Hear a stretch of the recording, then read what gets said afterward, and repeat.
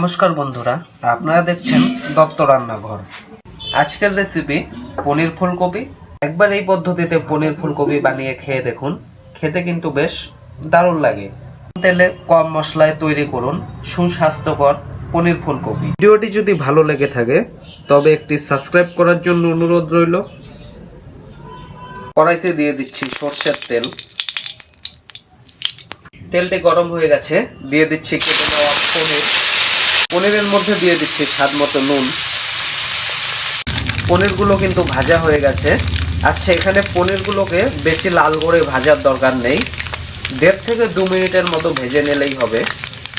এবার এই পনিরগুলোকে নামিয়ে নেব। পনির ভাজার কড়াইতেই দিয়ে দিলাম 2টো তেজপাতা, 1টি শুকনো লঙ্কা, দিয়ে দিচ্ছি সরষের তেল, দিয়ে দিচ্ছি ফোড়নে কয়েকটি সাদা জিরে। ফোড়নটি থেকে কিন্তু সুন্দর একটি সেন্ট বেরিয়ে গেছে।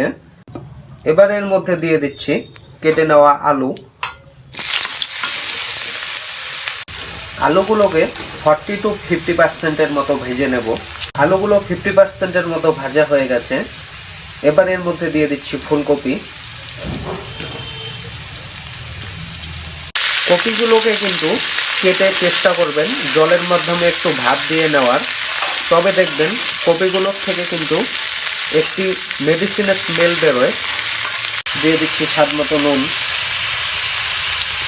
তাদের জন্য হলুদ গুঁড়ো, 1 চা চামচ কাশ্মীরি লঙ্কার গুঁড়ো। আলু ফুলকপিগুলোকে ভেজে নেব। কপিগুলোকে 3 থেকে 4 মিনিট ভেজে নেওয়ার পর দিয়ে দিচ্ছি মশলা পেস্ট। এই মশলা পেস্টের মধ্যে রয়েছে আদা, শুকনো লঙ্কা, কাঁচা লঙ্কা, জিরে আর গোটা ধনে। বাটা মশলাটিকে দিয়ে এখানে ততক্ষণ ভাজতে হবে যতক্ষণ না পর্যন্ত মশলাটির থেকে কাঁচা সেন্টটি চলে যায়।